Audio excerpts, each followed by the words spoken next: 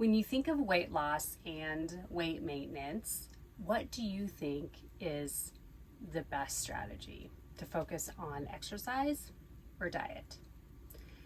I'm going to give you a little hint that the best strategy is probably not what you think it is.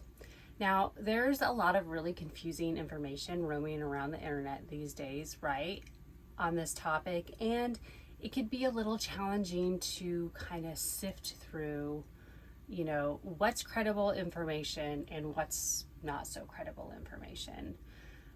So in addition to it, all the overwhelm when you're searching for this on the internet is we've been taught for decades that the calories in, calories out equation is actually the best method for weight loss and weight maintenance. Well, this is true to some degree, but it's actually not that simple. So today I'm going to dive into the most effective strategy for weight loss and how you can make it work in your life.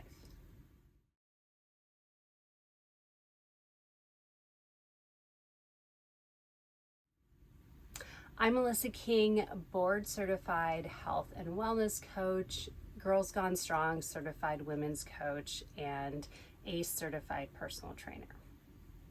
Okay, so let's start by talking about how your body responds to exercise, just to clear up any confusion. Okay, so when you work out, your body uses energy from either stored fat, sugar in the bloodstream, or recently consumed calories from fat or carbs, depending on which type of workout you're doing. So, for example, a high intensity exercise, when you're getting your heart rate up super high, this type of exercise uses carbs for energy. A lower intensity workout, such as like a light run, a walk, a hike, a swim, or even a strength training session, uses fat for energy. So basically, your body doesn't just randomly grab from calories, from energy, in your body. It actually has systems in place to utilize carbohydrates for high intensity interval training and more fat for lower intensity. So this is one of the reasons why the calories in, calories out theory isn't completely accurate or straightforward. I will throw in one caveat right here is it's really difficult to measure both calories in and calories out because you have to measure your food all the time, track every single thing you eat and drink, and that could be a little challenging. In addition to, the calories out, it's very difficult to measure that as well, because not only do you burn calories like when you're actually exercising, but you burn calories. Your body's using energy just to keep you alive, to keep all your organs inside of you pumping and doing its job, okay?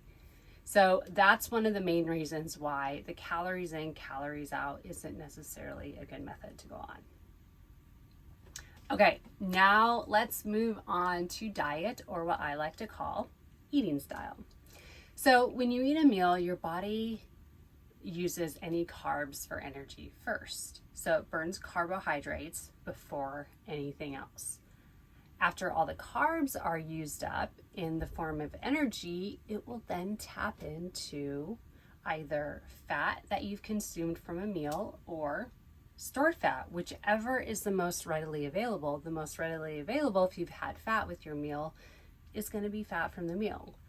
So after your body burns the carbs and then burns the fats, and then your body's like, I'm good, I don't need anything else, we're good, we can rest, we don't really need a lot of energy, just to kind of, think about it as kind of like after you're done, your body's done utilizing carbs and fat for energy, your body kind of goes into, you can call it like an idle mode, where it's basically just keeping like your liver functioning, your kidney functioning, your heart pumping, your lungs breathing in and out, inflating, deflating, doing all that. So it's kind of in an idle mode.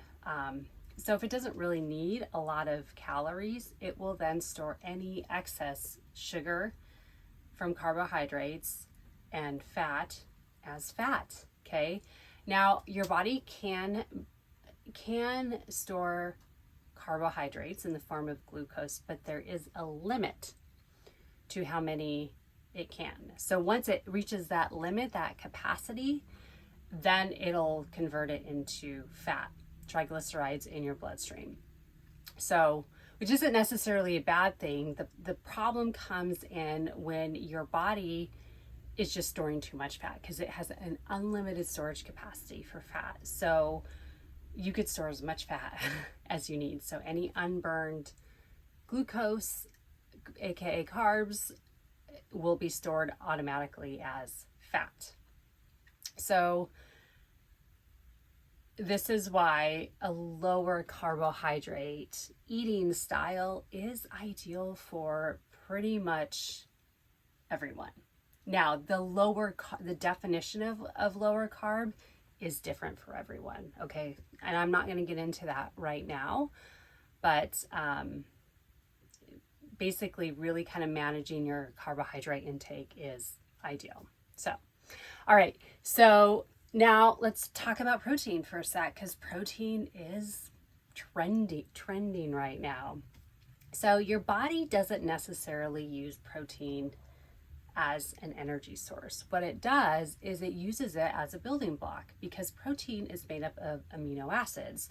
And amino acids are literally the building blocks of your body. It helps rebuild muscles, helps create strong bones, and keeps your skin super healthy. So in my opinion, protein is actually the most macronutrient to consume in abundance. Yes, we need to consume healthy fats for our brain function and to really kind of get the fat soluble vitamins in the right place. And carbohydrates are good in some areas. However, there is one caveat about carbs that I want to share, is your body can make carbohydrates. Okay? So it can make carbohydrates if it needs to. I won't get into all the nitty gritty about that, but it can make carbohydrates. So another benefit of eating an abundance of protein is, and when I say abundance, I'm not talking overeating protein. I'm talking about eating an appropriate amount for your body. So protein helps you feel full longer. And that means you naturally eat less calories. So this is kind of where the calories in, calories out, it does come into play. You do need to be in a slight caloric deficit to actually burn more fat. But you can do that if you're eating an adequate amount of protein and you're naturally feeling full longer. You're going to feel full longer, and it's also going to curb any sugar cravings that you have. This is one of the things I love about eating enough protein. I found this personally with myself. I used to have a big sweet tooth where I would just eat anything. Now, most of the time, and I say most of the time because I am a woman, I am human, I still love my sweet treats, but if someone offers me a cookie and I'm full of protein, I am going to politely say no to that cookie. It's easy for me to do now because I've trained my body to do that and to manage my hormones, and I eat an adequate amount of protein. All right, so let's dive into how protein and fat are paired. When they're paired together, you from whole food sources, it's really the ultimate macro to focus on. So as I mentioned, your body can make carbs if needed, and you, depending on your needs, your activity levels, your hormones, where you are in your menstrual cycle, you may want to eat some starchy carbs or non-starchy carbs. So Okay, so now that you have an understanding of how your body works when you exercise and when you eat, what do you think is better for weight loss, exercise or diet? Okay, I'm just going to come out and tell you that hands down the answer is diet. It's pretty clear. So we always say in our home that you can't exercise your way out of a poor diet full of processed foods, right? You can't just be eating all these processed foods and think, I'm going to go burn all this stuff in the gym and I'll be fine. That's not how it works, as we basically just talked about. So when you exercise, your body wants to use clean energy to fuel your workouts rather than dirty energy from processed foods. So exercise is definitely an important part of your weight loss and weight maintenance strategy. However, starting with what you eat is actually more efficient. Now, if exercise is the most convenient habit to implement to begin your weight loss journey, I highly recommend that you start here. Definitely go with the lowest hanging fruit, and focus on what's easiest for you in the moment. It's still going to benefit you in the long run, and you could always add a whole food eating style, to your lifestyle habits down the road. All right, so now let's talk about how you can implement more whole foods into your lifestyle habits. So the very first step, when I'm working with a client, the very first step when we talk about this is I want to know, what does she like to eat? What kind of whole foods? Do you like beef, bison, pork, chicken, seafood? What kind of veggies do you like? What kind of fruits do you like?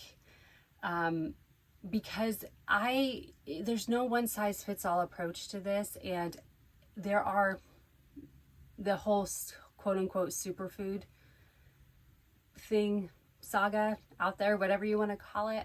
I'm not really the biggest fan of it. If you love whole foods, whichever ones you love, it's important to focus on those, because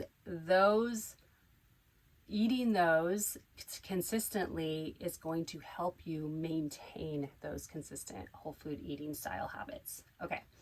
So then the next step would be to cobble together meals throughout the upcoming week.